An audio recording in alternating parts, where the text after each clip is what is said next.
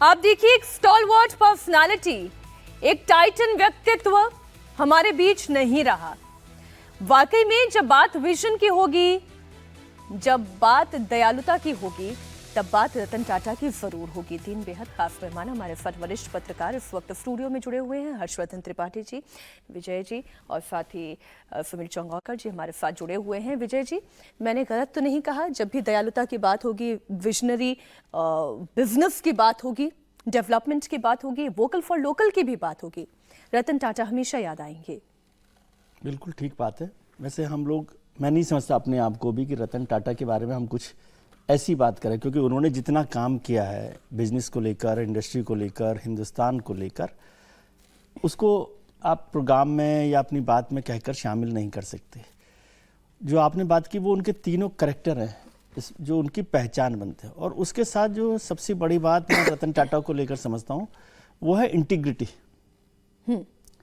Industry और integrity थोड़ा सा कंट्रास्ट वर्ड होता है, लेकिन रतन टाटा उस विरोधाभास के साथ पूरी जिंदगी सम्मान के साथ जीते रहे। एक ईमानदारी, और आप सोचिए इंडस्ट्रीज को एक आम आदमी है ना अपने से बहुत दूर समझता है।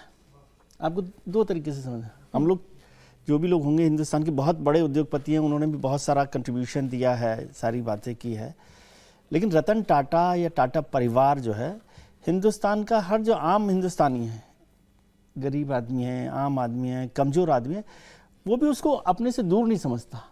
वो ऐसा नहीं लगता उसको कि रतन टाटा कोई बहुत दूर के हों। और इसलिए मैं सोशल मीडिया पर, प्लेटफॉर्म पर देख रहा था कि ऐसे ऐसे लोगों ने उनको श्रद्धांजलि दी है, अर्पित किए, जिनका शायद उन्होंने उनके उस प्रोडक्ट को भी कितनी बार इस्तेमाल किया होगा पता नहीं, लेकिन वो आम जिंदगी से जुड़े हैं कि नमक की भी बात करें, चाय की भी बात करें, कार की बात करें, एसी की बात करें, दुनिया भर की बात करें। लेकिन इतना सब कुछ होने के बाद भी वो रतन टाटा से आप क्या समझ सकते हैं? समझना है कि ज़िंदगी में आपको क्या मिल रहा है ये महत्वपूर्ण नहीं है, ज़िंदगी में आप क्या दे रहे हैं वो महत्वपूर्ण है। मिलने के लिए तो बहुत बड़े लोग हैं, आज भी रतन टाटा साहब से बड़े इंडस्ट्रीज हिंदुस्तान में भी हो गए हैं। यदि आप उसको रेवेन्यू को देखें, कैपिटल को देखें, इंडस्ट्रीज को देखें, प्रोग्रेस को भी देखें, लेकिन उन सब के बाद भी रतन टाटा का नाम अगर ऊपर है तो हमें उसको दूसरे नज़रिए से देखना पड़ेगा कि ज़िंदगी में क्या चीज़ें महत्वपूर्ण होती हैं, सादगी क्यों महत्वपूर्ण हो जाती है, दयालु होने का जो आपने बात की, डोनेशन को लेकर बात की, और वो शायद उनको उनकी फैमिली से मिला। आप आज़ादी से पहले जो उनके ग्रेट ग्रैंडफादर थे जमशेदजी टाटा, वहाँ से आप सीखिए कि वो परिवार जो है वहाँ से आज तक जुड़ा हुआ है। इंडस्ट्रीज़ को देखो, इसको कंट्रास्ट के साथ समझना पड़ेगा कि इंडस्ट्रीज़ को लेकर हम लोग हमेशा करप्शन, बेईमानी, ये सब चीज़ें जोड़ के देखते हैं। आप रतन टाटा के साथ ये बातें कहीं ही नहीं सकते। आप उनमें से किसी एक भी बात को जोड़ के नहीं कह सकते। और ऐसा नहीं होता, प्रतिद्वंद्वी भी बहुत होते हैं, कभी उनको लेकर उस तरह की बात नहीं हुई। इंडस्ट्री तस्वीर में जरा दर्शकों को दिखा दूं। उद्धव ठाकरे इस वक्त पहुंचे हैं, वो भी श्रद्धा सुमन अर्पित कर रहे हैं। और शुरुआत में ही मैंने कहा कि आप चाहे पॉलिटिशियंस को देख लें, चाहे आप आम व्यक्ति को देख लें, चाहे क्रिकेटर्स को देखें, सचिन तेंदुलकर पहुंचने वालों में से सबसे पहले थे जिन्होंने घर पर जाकर रतन टाटा को श्रद्धांजलि अर्पित की। सभी के हृदय में रतन टाटा के लिए एक बहुत ही खास मुकाम है, खास जगह है, क्योंकि बिजनेसमैन बहुत होते हैं, लेकिन बिजनेस करने के साथ साथ अपनी इंटीग्रिटी को बनाए रखना, उस सोशल रिस्पॉन्सिबिलिटी का निर्वहन करना, ये कैसे किया जा सकता है? रतन टाटा उसकी बहुत बड़ी मिसाल है। अपनी बात पूरी कर ले विजय जी। वही इंटीग्रिटी की बात हम लोग कर रहे थे। उनकी इंडस्ट्री में बहुत सारे उतार चढ़ाव आए हैं। ऐसा नहीं है कि उन्होंने ज़िंदगी में जितने काम किए वो सब सक्सेसफुल रहे। उनकी पहली जो कार आई थी टाटा इंडिका, वही फ्लॉप हो गई थी, उससे टाटा इंडस्ट्री को बहुत बड़ा नुकसान हुआ था। लेकिन उसके बाद वो फिर से खड़े होते हैं, फोर्ड के साथ जाते हैं, दुनिया भर में काम करते हैं। वेस्ट बंगाल की जो इंडस्ट्री कंट्रोवर्सी है वो भी किसी से छुपी नहीं है, लेकिन वो उसको लेकर बैठ नहीं गए, उसको सीने में नहीं छुपा लिया कि अब इसका बदला, इसका हिसाब किया जाएगा, वो नहीं है। और वो आदमी है जो हर इंडस्ट्री क्या सोचता है, बिजनेसमैन क्या सोचता है कि उसका फ़ायदा किस चीज़ में है। लेकिन रतन टाटा एक दिन सड़क पर घूम रहे हों और बारिश में घूमते हुए एक परिवार के 4 सदस्यों को स्कूटर पर देख लें कि भाई ये आदमी आम हिंदुस्तानी है और चारों लोग परिवार के बारिश में भीग रहे हैं क्योंकि उनके पास महंगी गाड़ी खरीदने का पैसा नहीं है, अफोर्ड नहीं कर सकते, तो वो लखटकिया कार का एक कॉन्सेप्ट बना देते हैं कि 1 लाख रुपए में कार 2008 में। उसमें बिजनेस का कोई फायदा नहीं हो रहा, क्योंकि 1 लाख रुपए में उस जमाने में कार, एक जमाने में मुझे ध्यान है कि जब मारुति आई थी तो सबसे सस्ती कार के लिए और कॉमन मैन की कार का सपना था, लेकिन 2008 में 1 लाख रुपए की कार सोचना एक बड़ा उद्योग के दृष्टि से कोई बहुत फायदेमंद सौदा या फैसला नहीं है। लेकिन वो ये सोचना कि आम आदमी कैसे, मारुति का भी जो इंजन था सुजुकी के साथ मिलकर था, सुजुकी के साथ, यहाँ तो इंडिया का पहले काम इन्होंने हो रहा अपनी कार बनाने की सोची। और मेड इन इंडिया का कॉन्सेप्ट जब प्रधानमंत्री जी चर्चा करते हैं ना, तो उसको टाटा के नाम के बिना आप पूरा नहीं कर सकते। बिल्कुल ठीक बात। मुझे उनकी एक फोटो याद आती है कि वो F-16 जो फाइटर प्लेन है उसमें चढ़ने वाले को पायलट के तौर पे पहले हिंदुस्तानी है, इंडस्ट्रीज के तौर पे। तो ऐसी बहुत सारी कहानियां, बहुत सारे किस्से उनके सारे हो सकते हैं इंडस्ट्रीज को लेकर, लेकिन मैं समझता हूं आज उनको इंडस्ट्रीज के बजाय एक शख्सियत के तौर पर, एक इंसान के तौर पर, एक ह्यूमन बीइंग के तौर पर आप देखेंगे तो कैसे आज कहानी सुनाने का इसलिए दिन है और इसमें कोई सियासी बात नहीं है। परिवारों के साथ चलते हैं, लेकिन वो तो 20 साल पहले अपना जो चेयरमैनशिप है टाटा कंपनी की, इतनी बड़ी कंपनी की चेयरमैनशिप छोड़ देना आसान काम होता है? वो भी 2012 में। इतना समय बीत जाने के बाद भी इतना रेलेवेंस किसी अगर शख्सियत का बना रहे। और हम कहते हैं इंडस्ट्रीज में फैमिली जो है वो सब कुछ करती है। वो 1962 में असिस्टेंट के तौर पर टाटा इंडस्ट्री में शामिल होते हैं और 1982 में जाकर 20 साल बाद एक पोजीशन पर पहुंचते हैं। बिल्कुल ठीक बात है। ऐसी बहुत सारी कहानियां हैं जिसे आज हम चर्चा में शामिल करने जा रहे हैं। मेरे सहयोगी साकेत राय इस वक्त नरीमन पॉइंट पर मौजूद है। साकेत, अभी अभी हमने देखा उद्धव ठाकरे यहां पर पहुंचे, उन्होंने भी श्रद्धा सुमन अर्पित किए।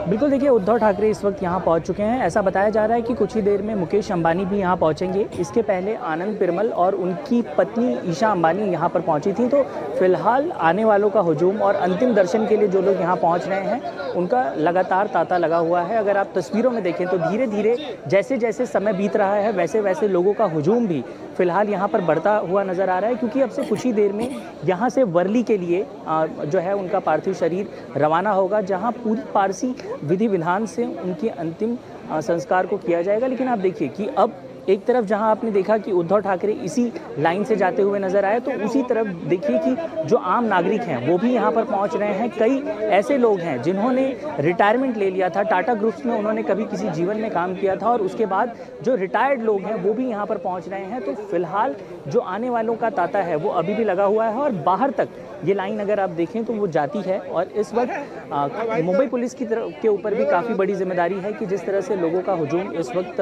नरीमन पॉइंट पर पहुंचा हुआ है उसे मैनेज करना। और यही कारण है कि जिस तरह से रतन टाटा को लेकर हम जब लगातार बात करते हैं, जब हम उनके किस्से और कहानियों की बात करते हैं, तो कई ऐसी कहानियां हैं, चाहे वो युवाओं को प्रेरित करने वाली हो या बिजनेस इंडस्ट्री से जुड़े हुए लोगों को प्रेरित करने वाली हो। और बहुत बड़ी बात है कि हर उम्र के व्यक्ति को प्रेरित कर सकती है। ये वो बातें हैं, चाहे वो स्कूल जाने वाला कोई बच्चा हो, वो कॉलेज में पढ़ने वाला कोई लड़का हो, वो आज एंटरप्रेन्योरशिप की तरफ आगे कदम बढ़ाने के लिए उठता हुआ कोई हो सकता है, भविष्य का रतन टाटा ही क्यों ना हो। आज उनकी तमाम बातों को जिक्र करना, उनके विचारों को चर्चा करना इसलिए बहुत महत्वपूर्ण हो जाता है। साकेत, आप रहिए हमारे साथ। जब हर्षवर्धन जी, विजय जी कह रहे थे इंटीग्रिटी की बात कर रहे थे, आज सुधा मूर्ति ने भी सबसे पहले इंटीग्रिटी की बात की, तो मैं जब बहुत सारे ऐसे किस्से पढ़ रही हूँ उसमें से एक कहानी ये भी उनकी इंटीग्रिटी से जुड़ी हुई है कि रिस्ट वॉच को लेकर, घड़ियों को लेकर टाइटन कंपनी कुछ पिछड़ते हुए जा रही थी। तो फिर ये चर्चा हुई कि कुछ बहुत बड़े परिवर्तन की आवश्यकता है और इसके लिए रतन टाटा को मना भी लिया गया। लेकिन रतन टाटा ने एक शर्त रखी। उन्होंने कहा कि अच्छा, आप जो भी कह रहे हैं आप बदलाव करने के लिए स्वतंत्र हैं, लेकिन पहले आपको ये मुझे बताना होगा कि क्या परिवर्तन होने से पहले क्या परिवर्तन बिल्कुल नहीं होगा। मतलब डोंट आप पहले बताइए क्या परिवर्तन बिल्कुल नहीं होगा। तब उन्होंने बात इंटीग्रिटी की कही थी कि हमारे जो व्यापार करने का तरीका है, जो हमारी ऑनेस्टी है, उसके साथ कोई कॉम्प्रोमाइज नहीं होगा। यही बात इंटीग्रिटी की है। हर्षवर्धन जी। नहीं, मुझे लगता है कि जब भारत रत्न रतन टाटा हमारे लिए तो सिर्फ नाम में रतन नहीं है, असली रतन है वो। और मैं एक बात और कहूँगा, जब इस तरह का कोई व्यक्ति जाता है हमें छोड़ के, तो कोई ये गमगीन होना, उदास होना, दुख होने वाला दिन नहीं है, दुख करने वाला दिन नहीं है। ये दुनिया में एक ऐसी शख्सियत जिसने अपने कर्मों से ऐसी छाप छोड़ी है कि वो खत्म नहीं होने वाली। अब आप लोग बार बार बात कर रहे हैं दयालुता, एथिक्स, तो उसको समझेंगे कैसे? अब हम लोग कहानी कुर्सी का शो करते हैं, रोज बात करते हैं कि सत्ता के लिए उसने उसको उठा के पटक दिया, उसने यहां समझौता कर लिया, साम दाम दंड भेद उसके साथ स्वाभाविक कहा जाता है।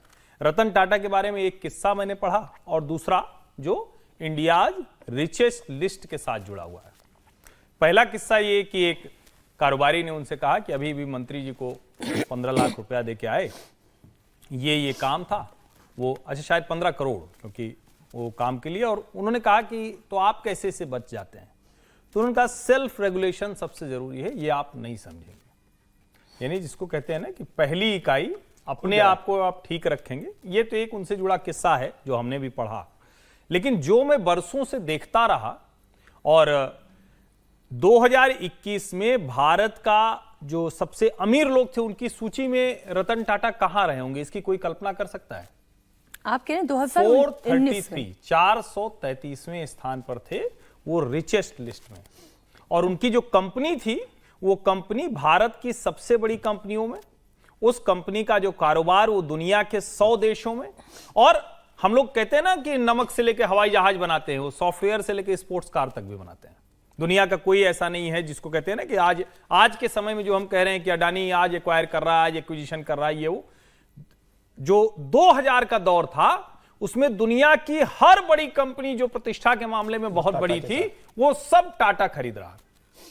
लेकिन कमाल की बात यह कि उनका निजी पैसा ज्यादा नहीं होता था। तो कहानी कुर्सी के जो दर्शक हैं जो रोज कहानी कुर्सी में देखते हैं कि पैसे की वजह से, और ये जो भीड़ उमड़ी है ये उस वजह से नहीं है। क्यों ऐसा है? क्योंकि टाटा का एक तो सामूहिक सिद्धांत है, जो JRD टाटा का, जो जिसको हम जमशेदजी टाटा का, जिसको हम टाटा समूह का, एक पारसी परिवार का एक समूह का एक दृष्टिकोण देखते हैं। लेकिन उससे इतर रतन टाटा कहां ले गए? रतन टाटा इस देश में उस वक्त टाटा समूह की कमान संभालते हैं जब ये देश सबसे ज्यादा वोलाटाइल सिचुएशन में था। वोलाटाइल कैसे? वो भाई इंडस्ट्री वाले आदमी थे, और उसी वक्त जो उदारीकरण था, सब कुछ आया था। टाटा बिरला पुराने परंपरागत घराने का था, उसको इन्होंने चेंज किया, कंपनी बड़ी करते गए, अपनी जेब में पैसा ज्यादा नहीं होना चाहिए। तो दयालुता, नैतिकता बात करेंगे तो आप जब रिचेस्ट लिस्ट में जाने की कामना करेंगे तो रतन टाटा नहीं हो सकते। कहानी कुर्सी की सुनने वाले नंबर 1 ये सुने। दूसरा, आपकी जीवन शैली कैसी होगी? इंडिका इस देश की सबसे ज्यादा सफल कार थी, सर्वाधिक सफल कार। यानी किसी आदमी को, नैनो के पहले, नैनो तो उसके बाद की एक कोशिश थी, नैनो तो जो है, और इंडिका को एक समय में कहा गया कि ये तो सिर्फ टैक्सी की गाड़ी हो गई, क्योंकि सबकी गाड़ी हो गई थी। तो रतन टाटा ने कहा अब इसका क्या तरीका है? तो उन्होंने कहा कि टाटा सन्स का चेयरमैन चलेगा इससे। तो मुंबई की सड़कों पर उनकी नीली इंडिका कार, जो भी लोग कोलाबा और इधर मरीन ड्राइव की तरफ रहते हैं, वो अक्सर उनको उस नीली इंडिका कार में घूमते हुए देख लेते थे। नैनो में भी चले वो, ये कमाल की बात है। नैनो में भी चले। आपने जब एग्जांपल दिया के तौर पर नहीं रखी नैनो, उन्होंने सिर्फ और सिर्फ ब्रांडिंग के, लेकिन इंडिका उनकी अपनी कार थी, मतलब मर्सिडीज और सारी गाड़ियों का काफिला था। और मर्सिडीज कार भी वो बदलते नहीं थे, मॉडल आने पर नहीं बदल देते थे, वो तो ऐसे व्यक्ति थे कुछ भी कर सकते थे। और इंडिका लेके चलना ये सिर्फ इसलिए उन्होंने किया कि इस देश का कोई व्यक्ति अगर इंडिका लेके चल रहा है तो उसको कोई ये ना कहे कि ये टैक्सी वाली गाड़ी है। और एक तरह से भारत की अपनी कार, भारत की अपनी पहचान वो रतन टाटा ने इस तरह से की। तो आपको कुर्सी पे कितनी भी बड़े हों, अपना पैसा बढ़ाने के चक्कर नहीं पड़ना है। उस पैसे से कितना मल्टीप्लायर इफेक्ट होता है, ये रतन टाटा है। Very nicely put.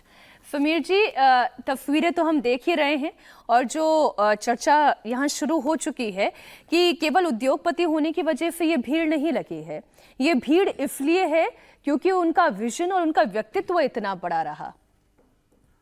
देखिए, आज रतन टाटा के एक बाल मन का मैं जिक्र करूंगा। सब जैसे बच्चों का मन होता है। 28 दिसंबर को रतन टाटा का जन्म हुआ था।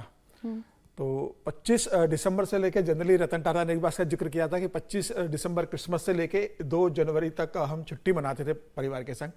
बोले 28 दिसंबर में छोटा था, मेरा 28 दिसंबर को जन्मदिन आता था, 28 दिसंबर को मेरा बर्थडे मनता था, और 3 दिन बाद 31 दिसंबर को नए साल का जश्न मनता था। तो बोले मैं हमेशा इस बात की शिकायत करता था कि मैं 3 दिन बाद जन्म लेता तो 1 तारीख को मेरे साथ पूरी दुनिया जन्मदिन मनाती, एक दिन के रूप में याद रहता। तो मुझसे कहा गया कि क्या फर्क पड़ता है, आप 28 को हुए, हम 1 तारीख को फिर आपका केक काट देंगे, बर्थडे बनाएंगे। तो बोले बचपन में कई साल तक मेरा 28 को भी जन्मदिन मना और 1 तारीख को भी मेरा घर में जन्मदिन मनता था मेरे लिए, कि मेरी ये इच्छा थी कि मैं 1 जनवरी को हो जाता। बोले मैं जब थोड़ा बड़ा हुआ तो मुझे समझ में आया कि भाई आदमी ऐसा काम करे कि उसका काम से उसका दुनिया जन्मदिन मनाए, उसका लोग काम से याद रखे। सिर्फ जन्म लेने से नहीं होता कि मैं 28 को मना रहा हूँ, 1 तारीख को मना रहा हूँ। मेरा अगर जन्म हुआ है और मैं अगर सार्थक जीवन जीता हूँ तो मुझे उसके लिए जीना पड़ेगा। और देखिए, जब सुरेश प्रभु 2014 में रेलवे मंत्री बने केंद्र में, तो उन्होंने रतन टाटा से संपर्क किया कि रेलवे कायाकल्प सलाहकार समिति का आप अध्यक्ष बन जाइए। सुरेश प्रभु के प्रस्ताव को उन्होंने कहा मैं 2 महीने विचार करके फिर बताऊंगा। 2 महीने बाद उन्होंने कहा कि ठीक है, मैं सलाहकार जो कमेटी है जो कायाकल्प करना है रेलवे का, उसकी अध्यक्षता ग्रहण करता हूँ। दिल्ली आए, सुरेश प्रभु से मिले, स्वीकार किया। फिर उन्होंने एक बात कही, उन्होंने कहा मैं अपनी जिंदगी में ट्रेन में कभी नहीं बैठा, तो जिसमें मैं कभी बैठा नहीं उसका मैं अगर सलाहकार बनूंगा तो कम से कम वो ट्रेन तो देखूं अंदर से कैसी होती है। बोले मैंने अपनी कभी जिंदगी में रेल में यात्रा नहीं की है। तो फिर उनका प्रस्ताव था कि मैं दिल्ली से बॉम्बे तक एक बार रेल यात्रा करूंगा ऐसी फर्स्ट क्लास में, देखूंगा ट्रेन कैसी रहती है। लेकिन वो हिम्मत नहीं कर पाए ट्रेन में यात्रा करने की। फिर उन्होंने बंबई में उनके लिए एक डेमो रखा गया ट्रेन का कि वो ट्रेन को अंदर से पूरा देखे। उन्होंने पूरी ट्रेन को अंदर से देखा। उसके बाद उन्होंने कई सजेशंस दिए, लेकिन रतन टाटा का ये कहना था कि भाई जिस तरीके से मैं जो कायाकल्प करना चाहता था, उसके साथ उन्होंने ये भी कहा था, और रतन टाटा का एक बड़ा बयान आया था कि मुंबई में लोगों को जब लोकल की मैं फोटो देखता हूं तो मुझे बड़ा दुख होता है कि बंबई में नौकरी करने वाले लोग इस तरीके से लोकल में ठूस कर सुबह जाते हैं और शाम को आते हैं। सरकार को ऐसी व्यवस्था सुनिश्चित करना चाहिए लोकल को लेके कि यहाँ लोग आरामदायक तरीके से नौकरी करने जाए, महिलाएं जाती है, बच्चे जाते हैं, तो इनके लिए लोकल की कुछ सुनिश्चित की जाए। 2 चीजों को रतन टाटा को बंबई में 2 चीजों ने बहुत परेशान किया था जिसपे वो काम करना चाहते थे, एक बंबई की लोकल और दूसरा बंबई का स्लम एरिया। रतन टाटा ऐसे अकेले उद्योगपति थे जिन्होंने धारावी का हवाई सर्वे किया था कि अगर धारावी को अगर बदलना पड़ा तो मैं एक बार धारावी को देखना चाहूंगा। आज जब हमारे संवाददाता साकेत वहां पर मौजूद थे, दिनेश मौजूद थे, तब उन्होंने एक ऐसे ही आम व्यक्ति से हमारी बात करवाई। उनका नाम था नीलेश। उन्होंने कहा बहुत ही गरीब परिवार से था, लेकिन पेंटिंग करने का मेरा काम था। मेरी पेंटिंग रतन जी को इतनी पसंद आई कि उन्होंने मुझे एक चेक दिया। उन्होंने कहा कि आप जाकर एक घर खरीद लें जिससे कि आपको बेहतर जगह मिलेगी पेंटिंग करने के लिए, क्योंकि बहुत छोटी से घर में वो रहा करते थे, केवल 10 बाय 10 का वो घर हुआ करता था। लेकिन उस व्यक्ति ने काम मांगा और फिर रतन जी का ज़रा आप दिल देखिए। पहले ये तस्वीरें आपको बता दूं कि इस वक्त लगातार भीड़ वहां पर जुटी हुई है और दर्शन करने के लिए बड़े बड़े चेहरे भी इस वक्त आपको दिखाई दे रहे होंगे जो अपनी श्रद्धा सुमन अर्पित यहाँ पर कर रहे हैं। मैं वो कहानी जरा पूरी कर दूं तो वो नीलेश कह रहे हैं कि मैं उनसे वो चेक ले सकता था, लेकिन मुझे ये लगा कि मुझे अगर कोई काम मिल जाता है तो शायद मेरे लिए ये जीवन ज़्यादा बेहतर हो जाएगा। उस वक्त रतन टाटा ने कहा अच्छा ठीक है, मैं आपके लिए कुछ ना कुछ करने का प्रयास ज़रूर करूंगा। कुछ समय बीतने के बाद उन्होंने कहा कि क्योंकि आप पेंटिंग करते हैं इसलिए मैं आपके लिए बाकायदा एक आर्ट गैलरी की व्यवस्था कर देता हूं। आप जाएं वहां पर अपनी गैलरी में अपनी पेंटिंग्स का प्रदर्शन करें। सोचिए, ये होता है विजन। उन्होंने पैसों से भी मदद करनी चाहिए। जब अगले व्यक्ति ने मना कर दिया तो उन्होंने कहा कि मैं आपके लिए दूसरा साधन उपलब्ध कराऊंगा। बड़े लोग हैं, कह दी कोई बात कह के भूल सकते हैं, लेकिन बड़ी बात यह है कि व्यक्ति भूला नहीं और यही उनके व्यक्तित्व को महान बनाता है। 2-3 महीने बाद ही सही गैलरी का आयोजन भी किया गया, पेंटिंग भी बनाई गई, प्रदर्शित भी हुई। वो खुद वहां नहीं जा पाए, स्वास्थ्य कारणों की वजह से उन्हें विदेश जाना पड़ा, किसी कारण की वजह से। लेकिन अवधेश जी, इससे ज़्यादा बड़ी बात क्या होगी? किसी को भी कुछ कहकर वादा कर दिया, भूल गए। वो भूले नहीं, याद रखा उन्होंने। नहीं, आज तो महान होने का ये सबसे बड़ा लक्ष्य नहीं है कि आप किसी के साथ कोई बात कहिए और फिर 1 घंटे बाद आप भूल जाइए। मैं तो अपने जीवन में देश के बड़े बड़े लोगों से मिला, कई लोगों को बोला भी। कल भी एक जगह मैं गया था तो मैंने कहा कि आप सितंबर 2022 में आपने मुझे ये कहा था और मैं सोचा कि आपके सामने न बताऊं, आप बड़े आदमी है। उसके बाद आप ऐसा भूले कि मुझे 2024 2 साल बाद मुझे याद कराना पड़ रहा है। लेकिन देखो, आज एक कवि हैं अंकित जैन, बहुत साधारण कवि होंगे, लेकिन इन्होंने इन पर कविता लिखी है। पहले उसको पढ़ दूंगा, उसकी कुछ पंक्तियों को मेरे मोबाइल पर आया है, तो उसके बाद जो कई जगह ये देखा है। वो विरासत के दीप, टाटा जी पर ही लिखा है, रतन टाटा पर। वे दीप थे जो जलते रहे, हर राह को रोशन करते रहे, सादगी का एक प्रतीक बने, सबके दिल में बसी वो छवि रहे। न व्यापार न दौलत का अभिमान, वो थे अपनेपन का मान, टाटा का नाम जहां भी आए वो सेवा का पाठ पर आए। अब आगे मैं बीच में छोड़ता हूं। रतन थे वो जिनका नाम ही चमक, हर मुश्किल में बना वो ध्रुव तारा, जिसने दी नई उड़ान भारत को, वो था एक स्वप्न दष्टा प्यारा। आंखों में नमी है, दिल में आभार, किया जो उन्होंने है अनमोल उपहार। रतन टाटा तेरा नाम अमर रहेगा, तेरे बिना भी तेरा स्वप्न पूरा होगा। ये उन्होंने आज, और से कई कविताएं रही हैं, लेकिन एक मैं 2 पंक्ति का एक शेर और पढ़ देता हूं। एक सूरज था कि तारों के घराने से उठा, परवीन शाकिर का शेर है। आंख हैरान है कि क्या शख्स जमाने से उठा, लोग अच्छे हैं बहुत दिल में उतर जाते हैं, एक बुराई है तो बस ये है कि मर जाते हैं। ये है रईस फरोख का। ये तो शाश्वत सत्य है ना सर, हाँ, जिसे आना है उसे नहीं, जाना जो तो है। जो हर्षवर्धन जी ने कहा, देखिए पहले तो हमारे यहां भारत में मृत्यु को देहांत कहा गया है।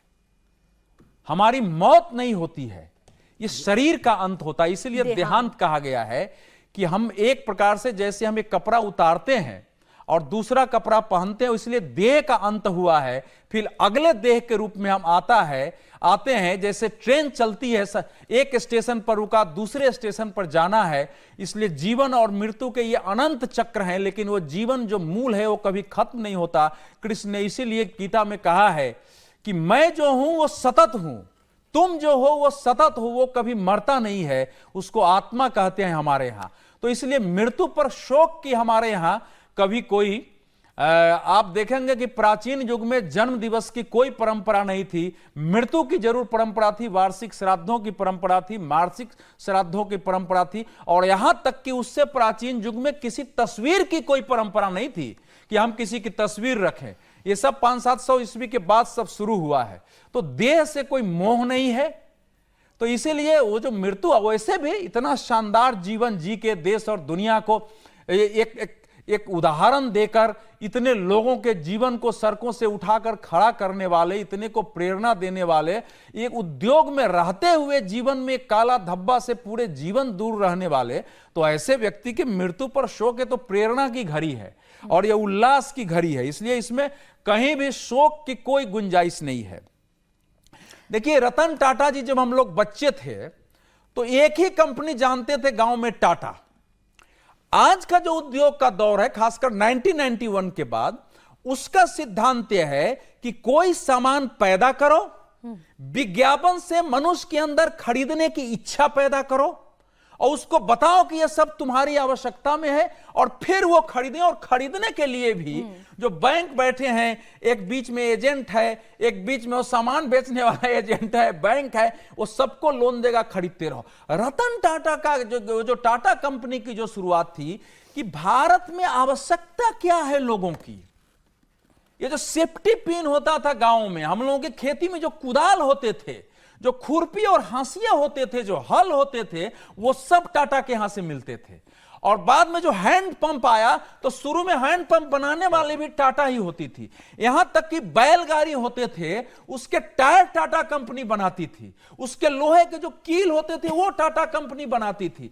तो टाटा ने आरंभिक जो उसका था, वो भारत की आवश्यकताएं क्या है, कि भारत जो छोटी छोटी चीज बाहर से मंगा रहा है, कि अंग्रेजों ने एक निर्यातक देश को आयातक और याचक में बना दिया, उस अंग्रेजों के जमाने में भी ऐसी चीजें खड़े करो कि हमको आयात कम होना पड़े यहां के संसाधनों से। तो वो जो उनका था, इसके कारण हमारे गांवों में, और टाटा का एक सामान खरीद लिया, लोग गांव में अनपढ़ भी बोलता, अरे कहां से कुदाल ले, टाटा वाला ले आओ। और एक कुदाल हमको याद है कि हमारे दादा के समय का, हम लोगों के समय तक वो 5 कुदालें होती थी, यहां तक कि फिर बाद में घरों में जो बर्छी भर से सब अस्त्र बनते थे गांव में, सांप के मारने के लिए, फलाने के लिए, वो सब टाटा बनाते थे। अच्छा सर, जो आप ये बात कह रहे हैं ना, नीड एंड वांट, इकोनॉमिक्स में जब मैं पढ़ रही थी तो कहते कि there is a difference between need and want. Need आपकी जरूरत है और वांट वो जो इच्छा पैदा की जाती है। तो नीड कैसे है, आप समझिए, रतन टाटा की ये सोच थी कि आने वाले वक्त में कैंसर एक बहुत बड़ी बीमारी होगी, और इसलिए उन्होंने हेल्थ सेक्टर में कैंसर का इतना बड़ा काम किया, इतना बड़ा अस्पताल खोला कि पूरे देश में अगर कहीं भी कैंसर पर जब चर्चा होती तो कहते हैं आपने टाटा में दिखवा दिया। रिसर्च सेंटर के तौर पे बड़ा काम किया। हॉस्पिटल्स तो बहुत बन जाते हैं, हॉस्पिटल तो कमाने के लिए बनते हैं, वो रिसर्च सेंटर के तौर पर उसने और काम। वांट के बीच में फर्क क्या है, उन्होंने उस चीज की जरूरत को इतने साल पहले समझा और आज वाकई में उसकी जरूरत है। लोग इसीलिए रतन टाटा का नाम ले रहे हैं। और इसलिए चाहे नवीन जिंदल जैसे उद्योगपति या पॉलिटिशियन आप कहें वो हो, अखिलेश यादव हो, या फिर कलाकार अनुपम खेर जैसे हो, पीयूष गोयल हो, हर कोई उन्हें याद कराए कि एक बार मैं उनके रिएक्शंस आपके सामने रख दूं। मुझे याद है जब कोविड की महामारी ने देश को इतने तकलीफ में डाला, तब हमारी एक बातचीत चल रही थी कैसे भारत के उद्योग जगत के लोग मदद कर सकते हैं। तो रतन टाटा जी ने एक मिनट झिझक नहीं की, सीधा कहा कि टाटा ग्रुप 1500 करोड़ रुपए कोविड की लड़ाई के लिए सरकार के साथ जुड़ के खर्चा करेगा, बिना कुछ वापस सामने किसी प्रकार का कोई कंडीशन रखे 1500 करोड़ रुपए उन्होंने कमिट कर दिए कोविड की लड़ाई के लिए, जिसमें से 500 करोड़ रुपए उन्होंने सीधा एक दिन के अंदर चेक भेज दिया पीएम केयर्स में, जिससे कोविड की लड़ाई में भी हमारे हाथ मजबूत हुए। रतन टाटा जी ने पूरा अपना जीवन देश की सेवा में लगाया। उन्होंने औद्योगिकरण के अंदर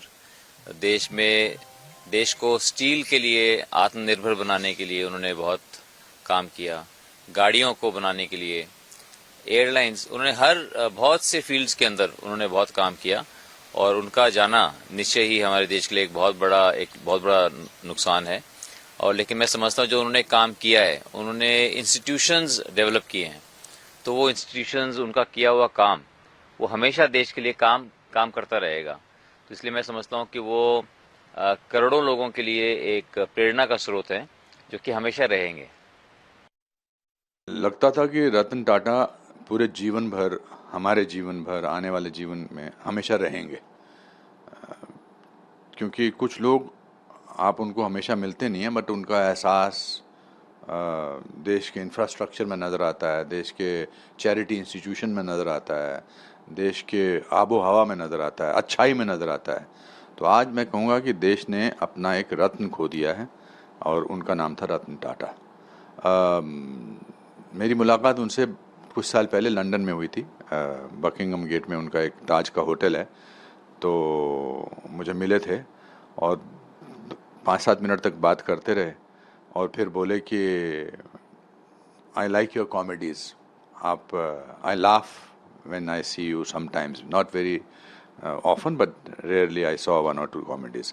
बट उसके अलावा आई थिंक किसी इंसान को अगर अपना आदर्श बनाना है तो उसमें रतन टाटा सबसे ऊपर नंबर पर आएंगे। जो बात अनुपम खेर कह रहे थे कि वो आप भले ही उनसे मिले या ना मिले, मैं कभी नहीं मिली, लेकिन उनके बारे में हमेशा पढ़ा, हमेशा उनके बारे में सुना, और उनके आपके साथ होने का एहसास वैसे ही है जैसे अनुपम खेर कह रहे थे समीर जी कि नमक का या फिर दाल का या फिर इस्तेमाल होने वाले उस स्टील का, सुई, सेफ्टी पिन का, अभी अवधेश जी कह रहे थे कि कुदाल से लेकर कील तक का उनकी प्रेजेंस तो है।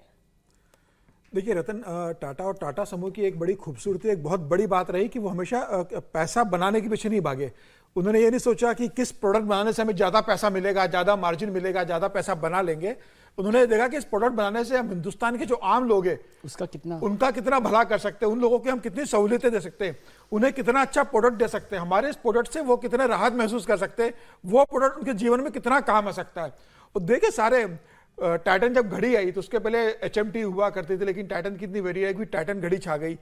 फिर टाटा चाय का भी आप देखिए, टाटा नमक देखिए, मतलब अच्छा, हर चीजों को। मेरे फादर इन लॉ बताते हैं कि शादी के टाइम में ये पूछा जाता था कि भैया घड़ी कौन सी है, टाइटन की घड़ी है कि नहीं है। बिल्कुल, तो दूल्हे के लिए टाइटन की घड़ी होनी चाहिए। HMT बहुत होता था। तो इतनी वैरायटी निकालना, और उसके बाद आप देखिए वैल्यूज को। आप जमशेद जी के सोना घड़ी उस समय, लेकिन वैल्यूज को लेकर अगर आप बात करोगे टाटा की, तो टाटा ने वैल्यूज से कभी समझौता नहीं किया। अपने ग्रुप में उन्होंने उनके जो वैल्यूज से ग्रुप को लेके उसको कभी समझौता नहीं किया। और अब जो देखिए, जब साइरस मिस्त्री बने और जब वो उस ग्रुप को एक पैसा बनाने की कंपनी की तरफ ज्यादा ले जा रहे थे कि लाभ खड़ा करेंगे, पैसा बनाएंगे, जिन कंपनी से बहुत प्रॉफिट नहीं हो रहा है, जो ऐसे इन्वेस्टमेंट है जो बहुत ज्यादा रिटर्न नहीं दे रहे, हम उन्हें बेचेंगे, तो रतन टाटा ने स्वीकार नहीं किया। रतन टाटा ने कहा कि हमारी ब्रांड वैल्यू जो है, हमारे जो वैल्यूज है, हमारा मकसद पैसा कमाना नहीं है किसी भी तरीके से, हम पैसों की दौड़ में नहीं जाएंगे, हमारे वैल्यू से समझौता नहीं होना चाहिए।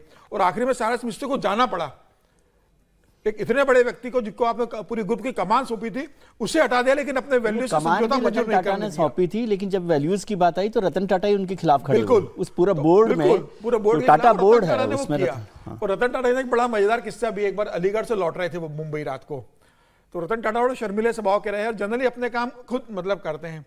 तो पनवेल से आगे निकले तो उनको चाय पीने की इच्छा हुई, तो उन्होंने कहा चलो मैं साइड में ही चाय पीता हूँ।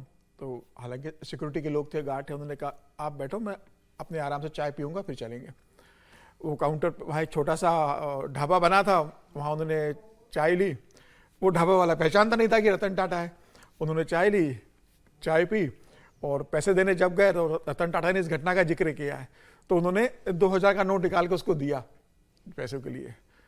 तो वो बोला कि भाई छुट्टे नहीं है मेरे पास, आप छुट्टे दीजिए।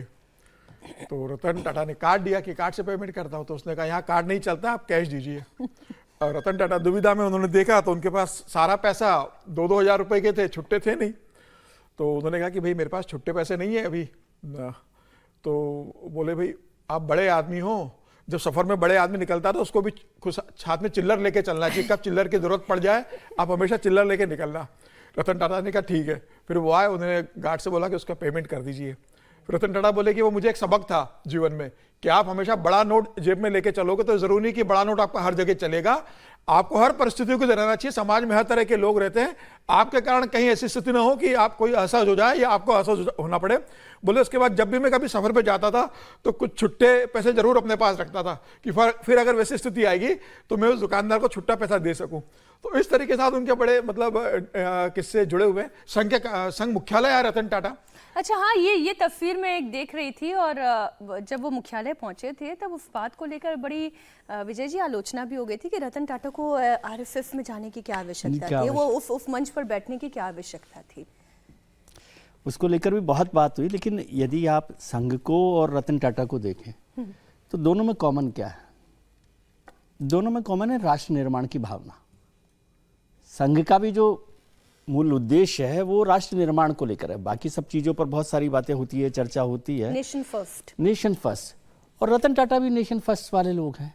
हालांकि हम सब लोग उनको अलग तरीके से देखते हैं, इंडस्ट्रीज के तौर पे भी, फिर पारसी होने की वजह से भी, और एक सेक्युलर इमेज को लेकर भी वो बार बार चर्चा होती है। लेकिन मुझे नहीं लगा कि उन दोनों में कोई कॉमन फैक्टर नहीं। एक बड़ा कॉमन फैक्टर है दोनों में कि नेशन फर्स्ट वाली बात है।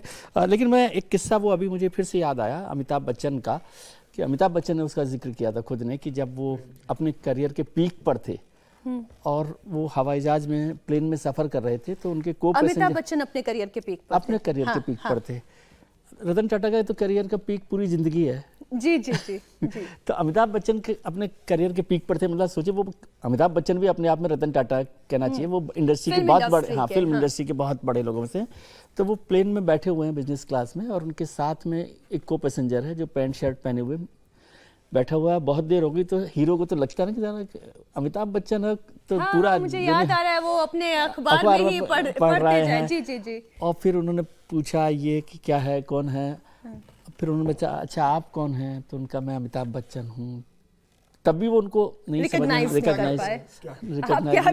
आप क्या करते हैं।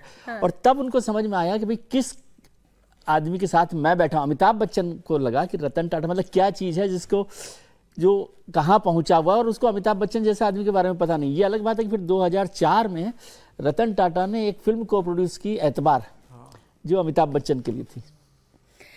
ये देखिए आप, ये तो अलग अलग फील्ड की बात हो गई। हाँ, लेकिन वो को-प्रोड्यूस उन्होंने की। बिजनेस राइवलरीज की हम कहानियां सुनते हैं या कंपटीशन की बात हम सुनते हैं, आज तक जितने भी बड़ी बड़ी कंपनीज के जितने बड़े चेयरमैन हुए, रतन टाटा के लिए सबने सम्मान, सबने अपनी श्रद्धा ही व्यक्त की। मैं नारायण मूर्ति की 2020 की एक तस्वीर देख रही हूँ, मंच पर रतन टाटा खड़े हुए हैं, नारायण मूर्ति खड़े हुए हैं, वो नारायण मूर्ति उनके पांव छू रहे हैं। ये देखिए बिजनेस वर्ल्ड में कंपटीशन एंड राइवलरी तो हम सुनते हैं, लेकिन इस तरीके की श्रद्धा और सम्मान की तस्वीरें भी सामने आती है अगर सामने सम्मान पाने वाला शख्स रतन टाटा जैसा हो। सर बहुत स्वागत है आपका इंडिया टीवी पर। मैं आपकी पोस्ट देख रही हूँ, आपने लिखा है I will miss my true friend, a man with military roots and real entrepreneur spirit. आप कैसे याद कर रहे हैं रतन टाटा जी को?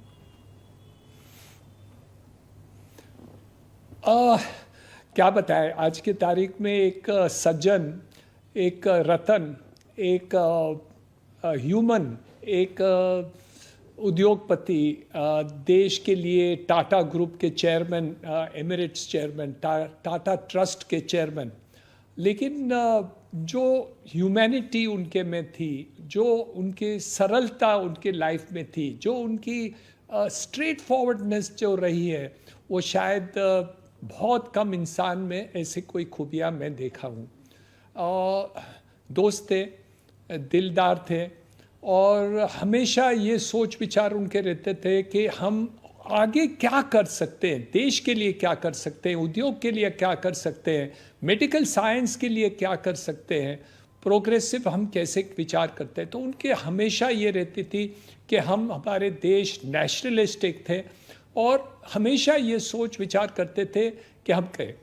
टाटा ग्रुप के वैसे भी 60% ट्रस्ट के शेयर्स हैं और जितने भी वो कमाई होती थी वो सब उसके ट्रस्ट में डालते थे, लेकिन जो बातचीत लोगों तक पहुंचती थी वो रहते थे उद्योग के बारे में।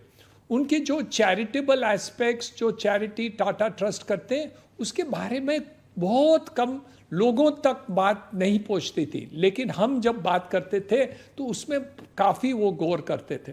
कैंसर के बारे में बात किए। 4 महीने पहले बात हुई रतन टाटा जी से, तो उन्होंने मुझे एक टाटा पार्किंसन ट्रस्ट के चेयरमैन, वो नए ट्रस्ट स्टार्ट किए हैं पार्किंसन डिजीज़ के लिए, और मुझे वो बुलाए और उसमें मुझे भी शरीक कर दिए। तो एक 86 बरस के उम्र में जब उनकी तबीयत खुद खराब थी और जो लोग चिंतित थे उसके बारे में, ये चिंतित थे कि फ्यूचर में हम पार्किंसन डिजीज़ को कैसे इसको सुधार दिए, क्योंकि उनको खुद पार्किंसन लगा हुआ था। तो इसलिए ऐसे लोग बहुत कम मिलते हैं, ऐसे इंसान बहुत कम मिलते हैं। लोगों को कुछ पैसे बन जाते तो दिमाग खराब हो जाता है, कोई पावर मिल जाता है तो नशा लग जाता है, कोई भी पोजीशन मिल जाती है तो लोगों की ऐसे लगता है कि वो शेर बन गए।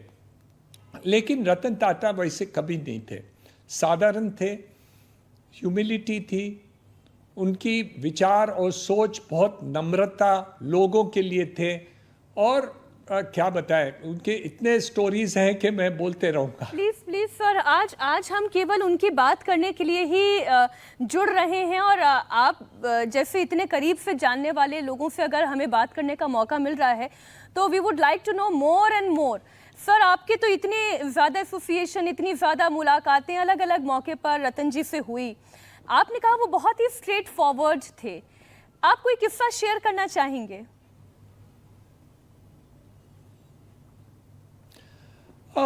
एक मैं दाखला कहना चाहता हूँ। 2018 के बारे में बात है। उनको प्रिंस फिलिप इंग्लैंड के प्रिंस जो हैं, उनसे एक निमंत्रण उनको मिला था बकिंगहैम पैलेस में, को उनको एक अवार्ड के लिए बुलाया गया था।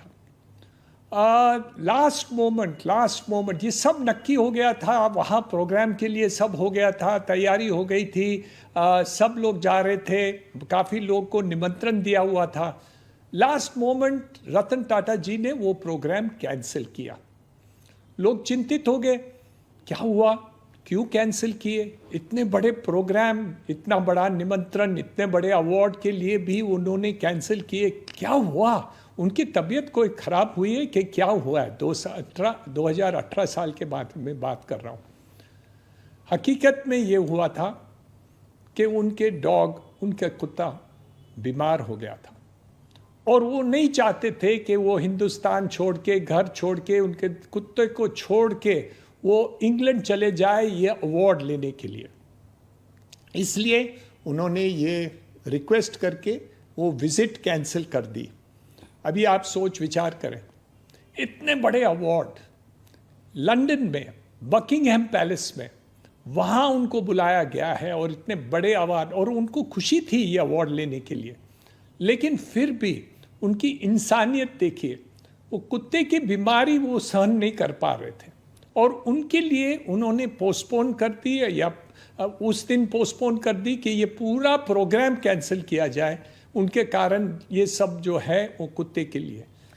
तो उनकी सहानुभूति जी इंसानों के लिए सिर्फ नहीं थे, जानवरों के लिए भी थे, देश के लिए थी, सब कुछ था।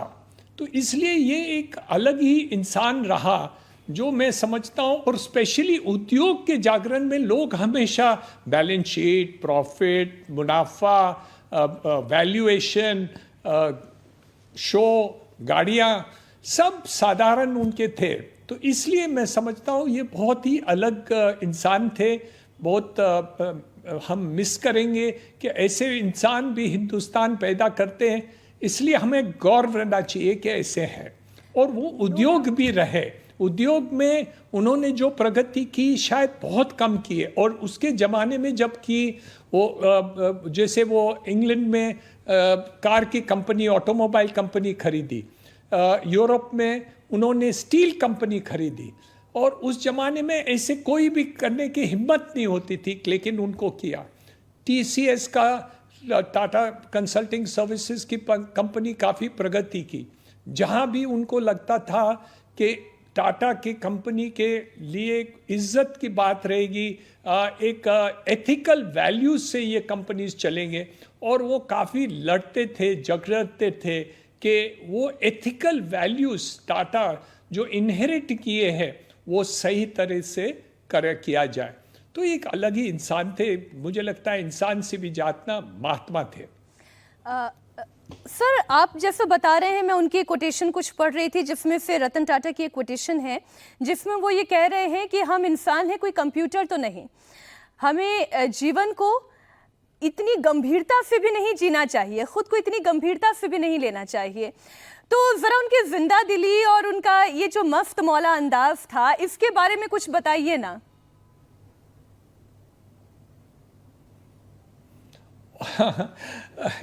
इसके बारे में मैं एक मैं शेयर करूँगा। उनकी 2 साल 3 साल पहले उनके नीज़ की प्रॉब्लम थी और वो हॉस्पिटल में जाने के लिए तैयार नहीं थी क्योंकि वो कोविड का समय था, और मैंने आग्रह किया कि ये आपको करना चाहिए और आप ठीक हो जाएंगे। छोटी बात थी, बड़े मुंह थी, और वो उस समय ये विचार किया कि भाई निरंजन, आप इतना मेरे लिए सोच विचार करते हैं, इसलिए मुझे आगे जाना चाहिए, और वो चले गए जहाँ वो पहले हिचकिचाते थे। तो ये वो कोई भी करीब रहे उनके साथ, तो उनके सोच विचार के लिए वो काफ़ी क्या बोलते थे, रिस्पेक्ट देते थे, कम थे, और उनसे जब बातचीत करते थे ऐसे साधारण तरीके से बात होती थी कि इतने ऊंचे हस्ती से मैं बात नहीं कर रहा हूँ, कोई साधारण आदमी से बात हो रही है और कोई ऑर्डिनरी बातचीत हो रही है। तो ये ह्यूमिलिटी के साथ जो जीवन काटना है ना, वो एक मैं समझता हूँ बहुत ही अलग जीवन रहता है। बहुत खुश रहते थे छोटी बातें में, कि आपके घर में मैंने खाना खाया, आपके मिसेस कमल को बोल दीजिए बहुत ही अच्छा लगा, और आपके घर आके खाना खाने में मुझे बहुत अच्छा लगता है। बहुत छोटी बात थी, इतने बड़े पधारे हमारे घर पर तो भी हमें इतनी खुशी होती थी, लेकिन वो फिर भी उनके लिए 2-3 बार मैसेज भेजा मेरे वाइफ को कि मैं बहुत खुश रहा आपके घर में आके खाना खाने के लिए, और आपने खाना जो बनाया वो बहुत ही स्वादिष्ट और अच्छा था। तो ये छोटी छोटी बातें बड़े लोग करते हैं और वो याद रखते हैं, फिर भी दूसरी बार जब भी आप उनसे मुलाकात करते हैं, तो ये मैं बहुत कम लोगों में देखा है।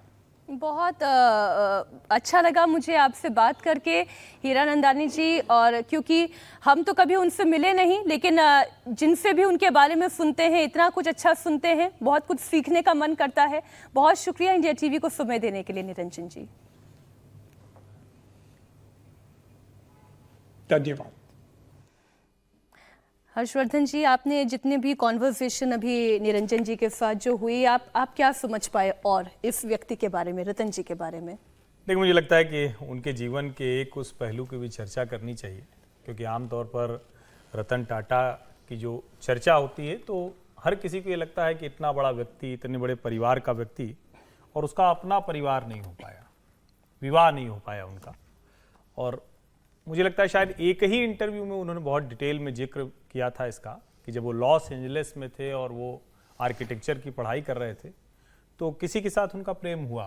सर, उन्हें 4 बार प्रेम हुआ, वो पूरा इंटरव्यू मैंने सुना। ये वाला 4 बार प्रेम हुआ। हाँ। और इस जिसकी आप बात कर रहे हैं, ये इसका विशेषकर उन्होंने इसका मैं इसलिए जिक्र कर रहा हूं कि जब वो एक किसी लड़की के साथ प्रेम में थे और उनकी अपनी इच्छा आर्किटेक्ट बनने की थी, उस वक्त उनकी दादी की तबीयत बहुत खराब थी जी। और उनकी दादी ने कहा कि अब आप वापस आ जाइए, इतना बड़ा परिवार का ये कारोबार है, ये सारी चीजें हैं, इसको आप आके संभालिए। और कम लोग जानते हैं और इसकी चर्चा कम ज्यादा नहीं हुई, ये भी बहुत अच्छा ही है, लेकिन रतन टाटा के माता पिता दोनों सेपरेट हो गए थे, अलग हो गए थे। अब आज के समय में हम जो न्यू एज लोग हैं वो अक्सर आपको कहते सुनते मिल जाएंगे कि अरे हमारे घर में तो बड़ा अच्छा माहौल नहीं था, कोई कहता है कि मेरे माँ बाप के संबंध अच्छे नहीं थे, कोई बताएगा कि हमारे परिवार का पड़ोसी के साथ थोड़ा झगड़ा होता था, इसलिए हमारे अंदर बड़ा गुस्सा, बड़ी चेजी आ गई। अब सोचिए, एक व्यक्ति जिसके माँ बाप साथ नहीं रह पाए, जिसकी माँ ने दूसरी शादी की तो उसको कॉलेज में, स्कूल में, दूसरी जगहों पर बुली किया गया, जो व्यक्ति अपना करियर आर्किटेक्ट के तौर पर बनाना चाहता था, लेकिन फैमिली वैल्यू सिस्टम उसके अंदर इतना था कि दादी ने कहा मेरी तबीयत खराब है, तुम वापस लौट आओ। वो अमेरिका से वापस लौट आते हैं। और जिनको हम कहते हैं, जिन वैल्यूज की बात हम रतन टाटा के पूरे व्यक्तित्व में देखते हैं, वो शायद उसी फैमिली वैल्यूज से निकल के आएंगे। और आज के समय में इसकी चर्चा करना इसलिए बहुत जरूरी है कि आप जब कहते हैं ना, कई बार हम अपनी सोसाइटी से, अपने समाज से, अपने फैमिली सिस्टम से, अपने लोगों से कटते चले जाते हैं और हमें लगता है कि हम कुछ बड़ा अचीव करते चले जा रहे हैं, बहुत तेज रफ्तार में भागते चले जा रहे हैं, और जब 10 साल 20 साल बाद हम जाके देखते हैं तो हमें लगता है कि अरे हम ऊपर तो आ गए, नीचे बीच में हमारा एकदम खाली हो गया है। लेकिन रतन टाटा की कहानी सिर्फ बड़ा उद्योगपति बनना, बड़ा समाज सेवी बनना, कुछ बड़े कॉज के लिए काम करना इतना भर नहीं है। एक व्यक्तित्व के तौर पर वो क्या थे, इसको भी जरा समझना बहुत जरूरी है, और आज के लोगों के लिए तो बहुत जरूरी है। अभी जो नई उनका उत्तराधिकारी हैं वो शायद नोएल टाटा जो उनके स्टेप ब्रदर है, हाफ ब्रदर है, उन्हीं को मिलने वाली है। और दादी के साथ उनका बड़ा अच्छा संबंध रहा था, दादी के पास ही एक्चुअली वो रहे थे। और ये बहुत महत्वपूर्ण बात है हर्ष जी ने कही कि जो उनके पेरेंट्स की जो एक लाइफ थी सेपरेट जिस तरह से हुए और जो कुछ हुआ, और उस दौरान उसका जिक्र भी उन्होंने एक बार किया था कि वो बुली किस तरह से किए जाते थे, उसका असर भी आपकी पर्सनालिटी पे पड़ता है। लेकिन आप उससे अलग रहकर एक नए तरीके से जीवन को जीते हैं, जिंदगी को जीते हैं, तो वो भी रतन टाटा से सीखना चाहिए। हमको लगता है कि जो इतने बड़े लोग हो जाते हैं उनकी जिंदगी में तो कोई तकलीफ होती ही नहीं है ना।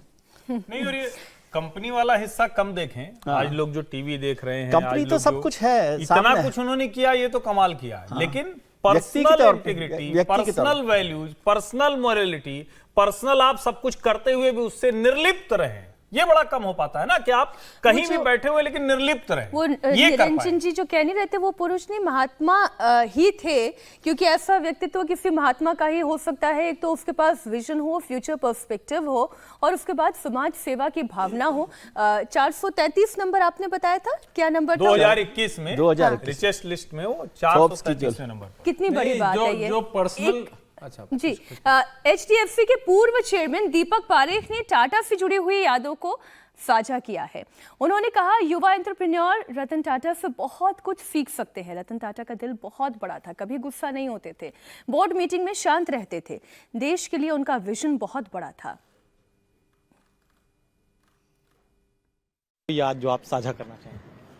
नहीं, हम साथ में काफ़ी काम किया है, और ऐसे आदमी मिलेंगे नहीं कभी, इतने जेनरस, जेंटल, काइंड हार्टेड, सब पूछो, gentleman, knowledgeable, with vision, hard work, integrity, जो क्वालिटी है उनके पास थी। एंड ऐसे this is impossible to find someone like this. उनकी जैसा दरिया दिल उद्योग जगत में बहुत कम होता है। हाँ, उद्योग में तो कम लोग हैं, पर ज़्यादा लोग ऐसे होने चाहिए। और उसको फिलैंथ्रॉफी में उसका काफ़ी इंटरेस्ट था, इंडिया में, अब्रॉड में। उसका दिल फिलैंथ्रॉफी में था, पैसा बनाए बट वापस दे दो। उनके साथ एक और चीज़ है, उनके सामर्थ्य की बात हमेशा, मुश्किल समय में कैसे उठकर खड़ा होना है, देश को कैसे सपोर्ट करना, उस बारे में। वो कभी गर्म नहीं होते, उसका टेम्पर एकदम सीधा होता है। हमने काफ़ी देखा है बोर्ड मीटिंग्स में, कुछ भी खराब न्यूज़ आए तो भी वो आराम से लेते हैं, सोचते हैं क्या करने का, और काम सीधी रीते करता है। सो ऐसे आदमी ऐसे मिलने को, temperament is also very good, cool temperament. Young entrepreneurs क्या सीख सकते हैं जो आप कहना चाहेंगे अपने दोस्त के हवाले से? Integrity, vision, hard work, simplicity, don't get this in your head, you are the biggest man but don't get it in your head, be humble, be humility, no hubris. आपके लिए पर्सनली कितनी बड़ी लॉस है ये? हम तो काफ़ी सालों से जानते हैं, तो लॉस तो होती है ना। इन्फोसिस के संस्थापक नारायण मूर्ति की पत्नी और राज्यसभा सांसद सुधा मूर्ति ने भी रतन टाटा के निधन पर शोक व्यक्त किया। सुधा मूर्ति ने कहा कि वो दिल के बहुत अच्छे और हमेशा लोगों की मदद करने वालों में थे।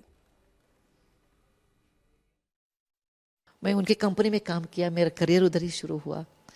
मैं उनको 94 में लगता है मैं एक बार मिली थी, पहली बार वो जाके उनके ऑफिस में मिली थी, और मुझे वो सुधा ऐसे संबोधित करते थे। उनका दिल बहुत बड़ा था और उनका रूप सुंदर था, उनका दिल भी उतना ही बहुत सुंदर था। वो ट्रू टाटा थे, कंपैशन में, लोगों के बारे में मदद करने के लिए, लोगों के बारे में सोचने के लिए, और बहुत क्लीन उनके माइंड था। ऐसे लोग मिलना बहुत मुश्किल है। मेरे ये इतना सालों के प्रयाण में मैं उनको एक ही ऐसे व्यक्ति को देखा है, उनका बुद्धि और जीभ और हृदय ऑल तीन एक ही था। क्या सोचते हैं, क्या बोलते हैं, क्या हृदय में है, वो सब हाथ में है। आरबीआई गवर्नर शक्तिकांत दास ने कहा कि रतन टाटा का विजन देश को पावरफुल करने वाला रहा है। उनका योगदान देश आजीवन याद रखेगा। मेरे को जिंदगी में काफी बार, मतलब मेरे लाइफ में काफी बार, कई सारे बार, काफी बार तो नहीं कह सकते हैं, बट कई सारे बार उनके साथ इंटरेक्शन करने के लिए मौका मिला है। और हमेशा मेरे को यही लगा कि हमेशा वो कुछ नई चीज बात करते थे, और उनका जो भारत के लिए, भारत का अर्थव्यवस्था के लिए और भारत का जो इंडस्ट्री और इकोनॉमिक ग्रोथ है, उसके लिए उनका विजन जो था वो एक बहुत बड़ा और एक अद्भुत विजन था। और उनके लाइफ में भी उन्होंने काफ़ी कंट्रीब्यूशन किया है हमारी इंडिया के इंडस्ट्री और इकोनॉमी के ग्रोथ के लिए। और इस वक्त हम सिर्फ भगवान से यही प्रार्थना कर सकते हैं कि उनके आत्मा को सद्गति दे। आप जिस किसी को भी सुनेंगे वो एक ही तरीके की बात कर रहा होगा, जो इन्हें पर्सनली जानता था या जो नहीं भी जानता था, जो उनके एक्ट्स की वजह से कहीं ना कहीं लाभान्वित हुआ, वो भी एक ही बात कहेगा। अवधेश जी, कुछ ऐसी कहानियां मुझे लग रहा है आपने भी बटोर के रखी हुई हैं। नहीं, देखो, कहानियां से जो मूल बात इसमें है कि टाटा, रतन टाटा को उस समय टाटा का की जो है वो अध्यक्षता मिली थी जब देश जो है नया करवट ले रहा था। 1991 वो उदारवाद के शुरुआत का दौर था, और उसमें किसी भी देश के बड़े जो भी लीडर जिस क्षेत्र में है, खासकर उद्योग के क्षेत्र में, उसके लिए दुनिया में भी अवसर खुल रहे थे, भारत में भी खुल रहे थे, लेकिन उसका कैसे उपयोग करना है। आप समझिए कि 1991 से 2012 ये बहुत ही महत्वपूर्ण पीरियड था उस समय। और उस समय जो भविष्य का था, जैसे मैंने टाटा टेली सर्विसेज, बहुत कम उस समय, बाकी कंपनियां उतनी बड़ी थी, वो बाद में सोची है, टाटा टेली सर्विसेज का उनकी स्थापना। और 1996 में ही उन्होंने टाटा कंसल्टेंसी सर्विस ले लिया था, लेकिन देश में नहीं पता था आम आदमी को, वो ऊपर तो पता था। और वो जाके उन्होंने 2004 में उसका लिस्ट करवा लिया था, उसका खुलासा किया था। लेकिन उसमें मूल बात है कि 1991 के बाद देश के अनेक पैसे वालों ने, उद्योगपतियों ने इतने भ्रष्टाचार किए। हमारे शेयर मार्केट में दोनों दौर था ना, कि उस दौर में जो चीजें खुली है, बाहर के बैंक्स आ रहे हैं, लिबरलाइजेशन हो रहा है, नियम बदल रहे हैं, एक्सपोर्ट पॉलिसी बदल रही है, इंपोर्ट पॉलिसी बदल रही है, इन्वेस्टमेंट की आ रही है, उस समय जो है और जो उन्होंने एक रास्ता दिखाया उस समय, आप उस समय की घटनाओं को याद करिए कि कितने देश के उद्योगपतियों पर, कितने जो है बड़े बड़े पैसे वालों पर, पूंजीपतियों पर क्या क्या आरोप लगे, मुकदमे हुए, बहुत कुछ हुआ है, लेकिन टाटा, रतन टाटा बचते हुए अपना काम करते रहे। और ये जो हमारे यहाँ जो बाहर जो अधिग्रहण की प्रक्रिया शुरू हुई है वो सन 2000 में आपके यहाँ भी चल रहा है। वो ब्रिटिश चाय कंपनी टेटली, हाँ, $432 मिलियन और 2007 में एंग्लो डच स्टील निर्माता कोरस, मुझे याद है उस पर हम लोगों ने आर्टिकल लिखा था, $13 अरब में खरीदा था। और वो जो था उस समय भारत की किसी कंपनी के द्वारा विदेशी कंपनी का सबसे बड़ा अधिग्रहण था। तो हर्षवर्धन जो बता रहे थे कि देखिए, personal morality, personal honesty, personal committee, मनुष्य के रूप में संवेदनशीलता भी उन्होंने स्थापित किया कि आपके व्यवसाय के क्षेत्र में भी आपको स्थापित करता है।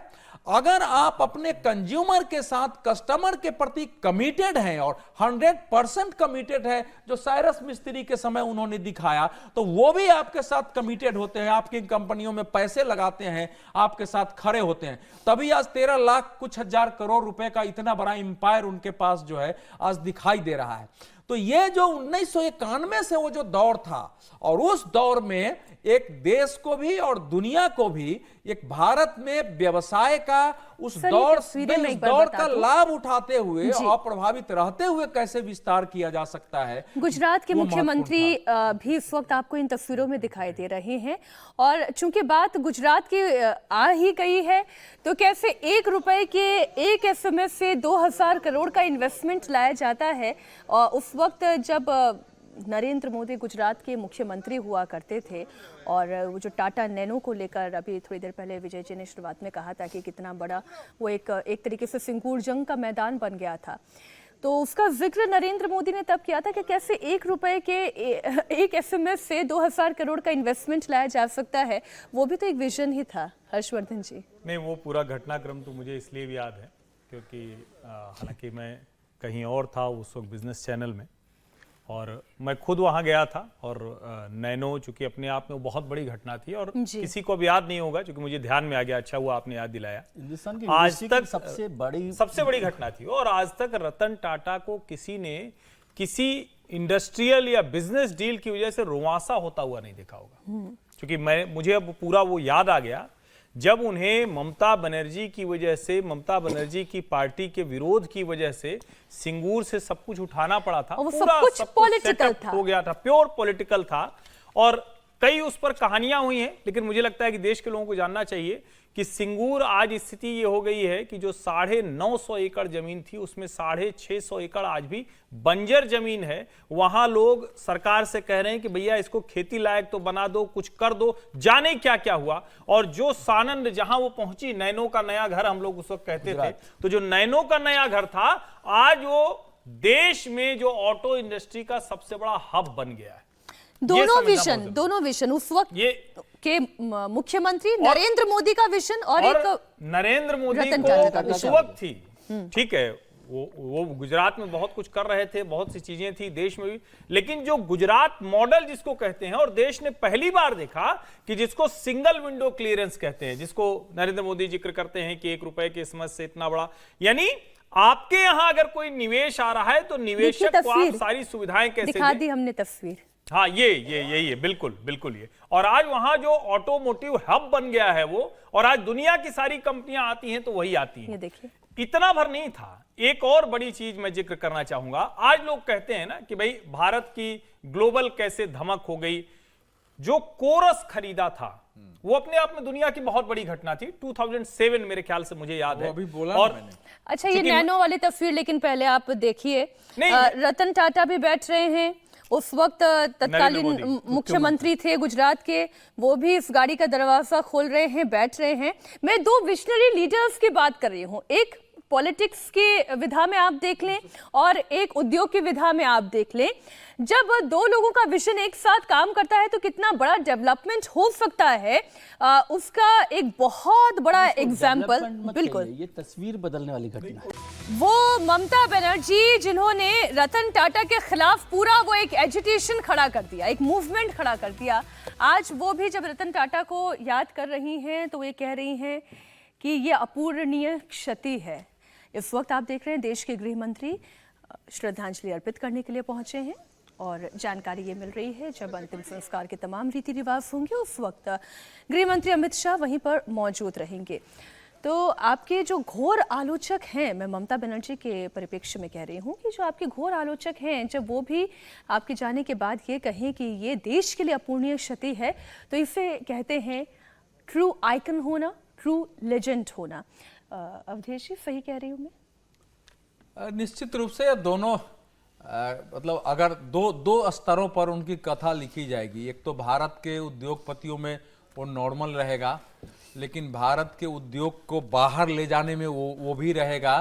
जो सामाजिक क्षेत्र में कंट्रीब्यूशन और जो व्यक्तिगत जीवन है, वो दोनों को मिला के जब इस देश में उनकी एक जीवनी लिखी जाएगी तो भारत के उन गिने चीने महान विभूतियों में होगा जिन्होंने केवल एक क्षेत्र को छोड़कर, राजनीति को छोड़कर हर क्षेत्र में अपना कंट्रीब्यूशन दिया है। वो 1991 के बाद एजुकेशन के क्षेत्र में उनका कंट्रीब्यूशन है, हेल्थ के क्षेत्र में, कल्चरल के क्षेत्र में कंट्रीब्यूशन है, जिसकी चर्चा हो रही थी कि 2 बार राष्ट्रीय स्वयंसेवक संघ के कार्यालय पर गए थे 2016 और 2019 में। तो हाँ, तो वो जब वहां से ना एक बांस का कोई प्रोजेक्ट चंद्रपुर में था, उसके बारे में मोहन भागवत जी ने उनको बताया था, तो उन्होंने उसको भेज करके उसकी स्टडी करवाई और उसके साथ अपनी कंपनी का समझौता किया उसके करने में। और जो सेवा भारती है, वो जब संघ कार्यालय है तो इनके सेवा के काम को पूरा समझा और सेवा भारती के साथ उनके रिश्ते रहे।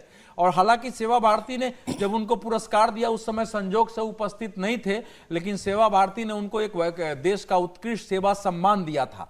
तो ये असम्मान, ये जो हमारा संसद भवन बन रहा है, इसको लेके बहुत हंगामा है, इतने पैसे लग गए, उतने पैसे लग गए।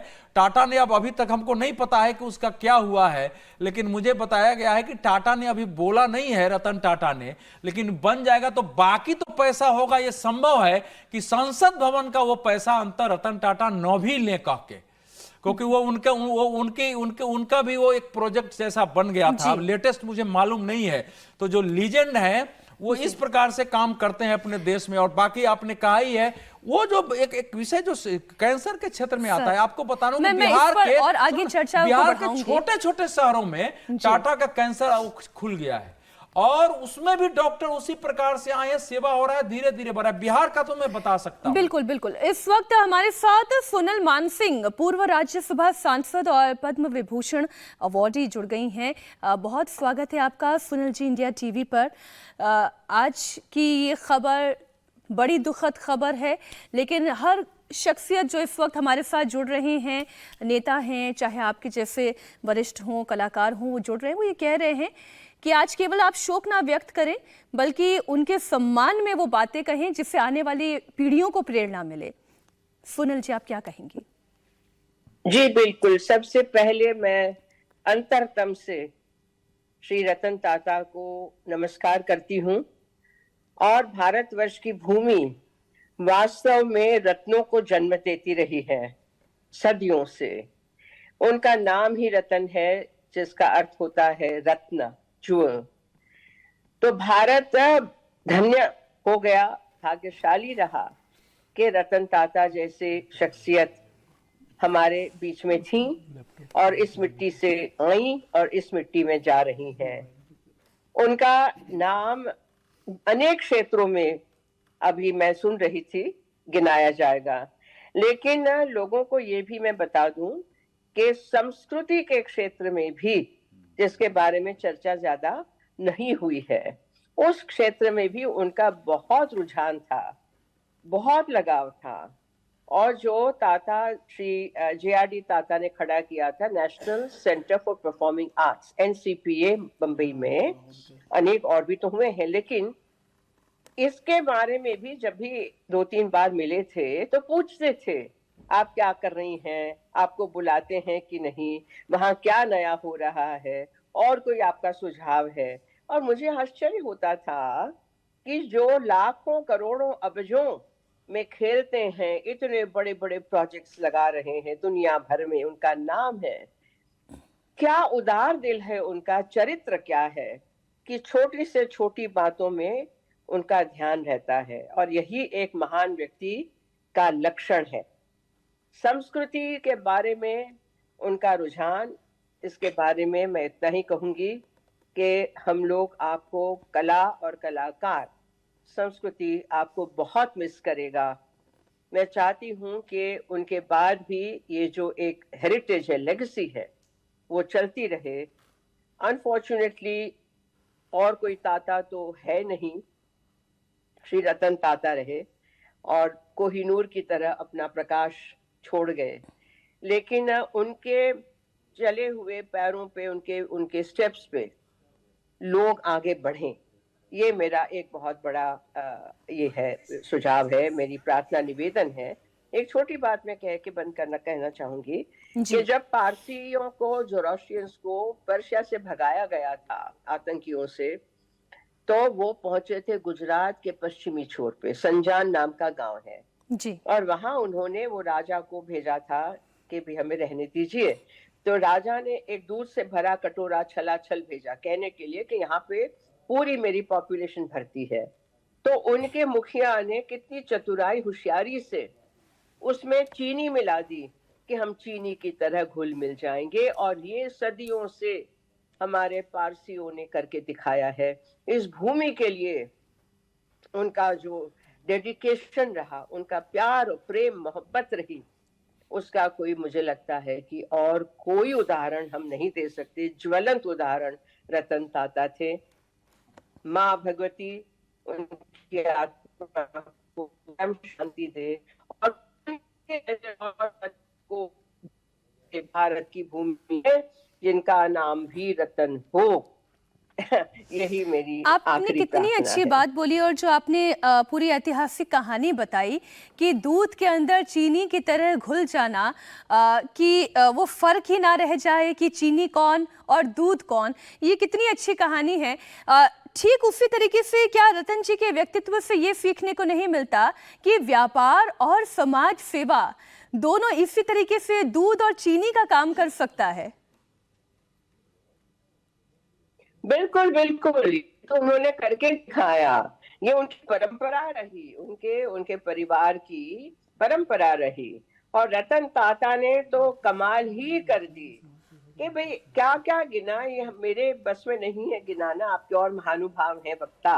लेकिन आप सही कह रही हैं कि एक के बाद एक आप गिनते जाएं, चाहे एयर इंडिया हो, चाहे टाटा स्टील हो, चाहे एनसीपीए हो, चाहे मुझे नहीं पता क्या दुनिया में पियर होटल जो है वहां न्यूयॉर्क में, या सेंट जेम्स कोर्ट है लंदन में, उनका खान पान, रहन सहन, उनके स्टाफ के व्यवहार पूरे दुनिया में कैसे मैनेज होता था। यही देखने की बात है कि बड़े बड़े काम तभी हो सकते हैं जब हर छोटी डिटेल पर मुखिया का ध्यान हो और उनका उदाहरण लेकर लोग, उनका स्टाफ, उनकी टीम आगे बढ़े। आपको याद होगा जो आतंकी हमला हुआ था ताज होटल पर, उसके बाद किस तरीके से रतन ताता जी ने एक डिग्निफाइड वे में सिचुएशन संभाली, कमान हाथ में ली, और जिन जिन परिवारों का शहीदी हो गई थी उन लोगों को किस तरीके से सांत्वना दी, न केवल शब्दों से बाकी चीजों से भी। इनकी बात भी आज हमें भूलनी नहीं चाहिए कि वो हर एक व्यक्ति के साथ खड़े थे, छोटे से छोटा व्यक्ति, बड़े, उनके लिए छोटा बड़ा कोई नहीं था। और जो आखिरी करके गए ना कि 4 पैर वाले हमारे प्राणियों के लिए भी करके गए, तो क्या 2 पैर वाले, क्या 4 पैर वाले, सभी हम प्राणी हैं, सभी में ईश्वर बसता है, ये इन्होंने सार्थक करके दिखाया है। और ये उदाहरण हमारे लिए हमेशा हमेशा के लिए हमें याद रखना पड़ेगा। सुनील जी, बहुत अच्छा लगा आपने इंडिया टीवी को समय दिया, बातचीत की, और बहुत धन्यवाद हमारे साथ जुड़ने के लिए। बहुत इम्पोर्टेंट बात सुनील जी ने कही। हर्षवर्धन जी, मुझे लग रहा है कि आप इस पर कुछ कहना चाह रहे थे। दोनों ही बात, एक तो ये कि ये इसका एक हिस्सा है कि जो उस समय घटनाक्रम हुआ था, जो 26/11 मुंबई में उनके होटल पर हमला हुआ था, तो उन्होंने अपने जो स्टाफ था, जो लोग थे, उनके लिए ताज पैलेस सिक्योरिटी वेलफेयर फंड जैसी कोई एक ट्रस्ट बनाया था और हर परिवार की चिंता, उसका जिम्मा खुद रतन टाटा देखते थे। ये तो हुई उसके बाद की बात। लेकिन जब ये हुआ, जब ये हमला हुआ, संयोगवश मैं भी उन वर्षों में मुंबई था, रतन टाटा ने फोन किया अपने होटल में और फोन उठा नहीं। यह असंभव था कि रतन टाटा के ऑफिस से फोन जाए और वहां फोन नहीं उठे। उनको इतनी चिंता हुई कि ये कोई एबनॉर्मल है, ये एक्स्ट्रा ऑर्डिनरी सिचुएशन है। अपने से गाड़ी चलाकर वो पहुंच गए और जिस वक्त वो पहुंचे उस वक्त वहां गोलियां चल रही थी। पूरे समय वो वहां रहे। तो एक अपने लोगों के साथ कितना भी कठिन समय हो, कोई नहीं कर सकता, ये कोई नहीं कर सकता कि खुद गाड़ी चलाकर ऐसे डिफिकल्ट सिचुएशन में पहुंच जाए। दृश्य जो है ना साफ सामने दिख रहा था, एक गोली चल रही है, इधर सब कैमरे लगे हुए हैं और रतन टाटा खड़े थे। केवल थोड़ा सा उसमें बढ़ा देता हूँ, 46 लोग, वो बहुत उस पर चर्चा होनी चाहिए वाकई जी। वो उनको जो 46 लोग थे, जो या तो मृत्यु हो गई थी या बुरी हालत में, उन 46 लोगों के परिवारों को वो जो अंतिम वेतन था, लगातार उनको अंतिम वेतन मिला। उनके बच्चे की पढ़ाई लिखाई का खर्च उठाया गया। यही नहीं, उस समय उस क्षेत्र से गुजरने वाले जो लोग घायल हुए, उसमें रेलवे कर्मचारी थे, उसमें पुलिस थे, उसमें आम राहगीर थे, उनकी भी पता करके उनके लिए भी वैसे 10,000 तो उन्होंने मासिक किया, लेकिन उसमें किसको इलाज की जरूरत है, किसको है, उसको किया। वहां एक झुग्गी झोपड़ी वाली थी, उसकी बेटी को गोली लग गई थी, 4 गोलियां लगे हुए थे।